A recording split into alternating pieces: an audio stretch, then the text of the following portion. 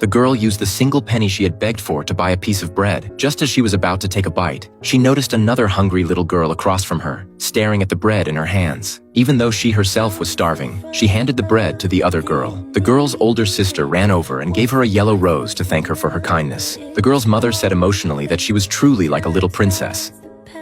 For the princess.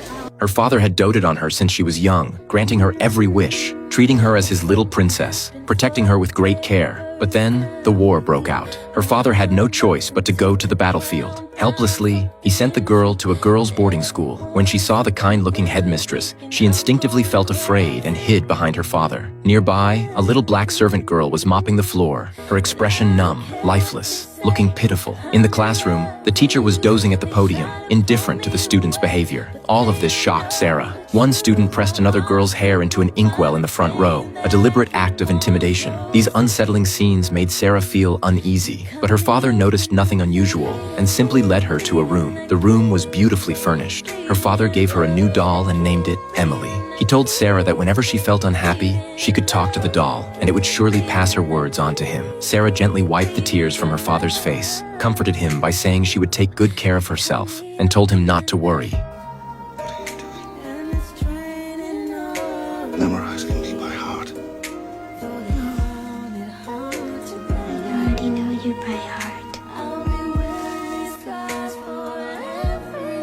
Before leaving, her father still said that familiar sentence. Goodbye, princess.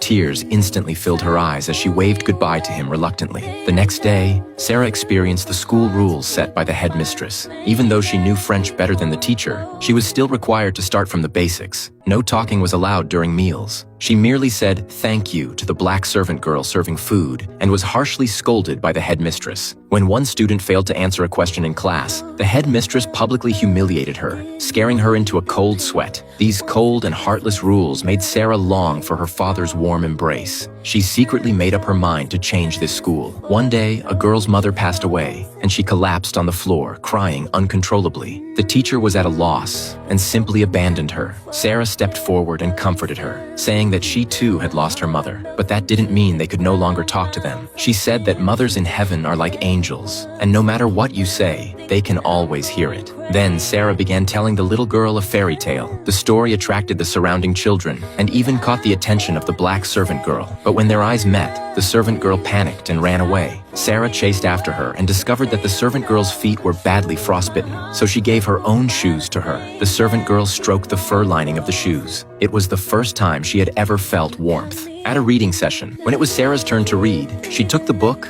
didn't even look at it, and improvised a new version of the story on the spot. The girls immediately became excited and gathered around her. The headmistress snatched the book away but couldn't find the matching content, so she warned all the girls not to indulge in unrealistic fantasies and to follow the rules exactly. But the girls had never heard a story so interesting before. That night, they secretly came to Sarah's room to hear what happened next. More and more girls arrived, and even the black servant girl gathered the courage to listen outside the door. And so, surrounded by affection and admiration, Sarah lived a life like a little princess. The entire school even celebrated her birthday. However, a piece of terrible news suddenly arrived, shattering this beautiful time. That day, her father's lawyer brought grim news. Sarah's father had fallen in battle, and all of their family's property was seized, leaving her with no means to pay her school fees. The headmistress's demeanor shifted instantly. She immediately canceled the birthday celebration and sent Sarah up to the attic, forcing her to live with the little black maid, claiming she would work as a servant to pay her tuition. Even the necklace that held the only photo of her parents was snatched away by the headmistress. You're not a princess any longer. Sarah's dreams of being a princess shattered completely in that moment. Terrified of further hurt, she drew a circle around herself in the leaky attic, trying to create a sense of safety. Her father had once told her, holding Emily was like holding him. Clutching her doll tightly, she repeated over and over, "Daddy, please come back." In the days that followed, Sarah's expression became somber, her words few and heavy. She handed out food to her classmates mechanically, repeating the same tasks day after day, seeing no glimmer of hope. The floors she had painstakingly cleaned were deliberately dirtied by her classmates. Anger swelled in her heart, but she dared not resist, only enduring it in silence. Finally, she began to understand the hardships the little black maid had once faced. One day, Sarah went out to buy groceries as usual. A gust of cold wind blew her scarf away, and it landed at the feet of a servant. This servant had once encountered Sarah and her father on a ship by chance. Not long ago, he had accompanied his master to the hospital to claim a son, only to realize the boy wasn't the master's child, but rather Sarah's father himself. So, they took the man home to care for him, hoping that once he regained his memory, he might find a clue about his son. At that moment, Sarah passed right by her father, unaware. Later, they saw a little boy who had just finished cleaning the chimney, only for the headmistress to go back on her word, refusing to pay him. The boy teamed up with the little black maid, pouring the swept-out ashes back into the chimney,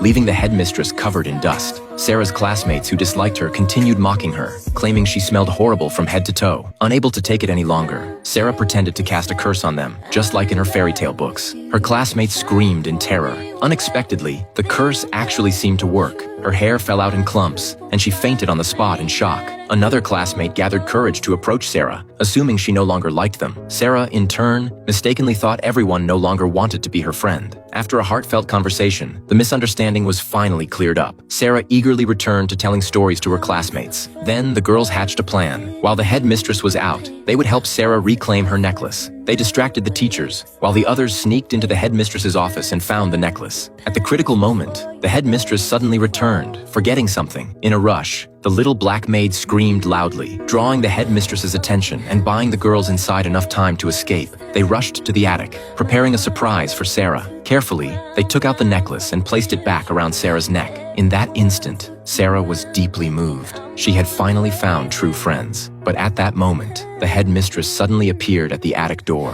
What kind of punishment would they face now?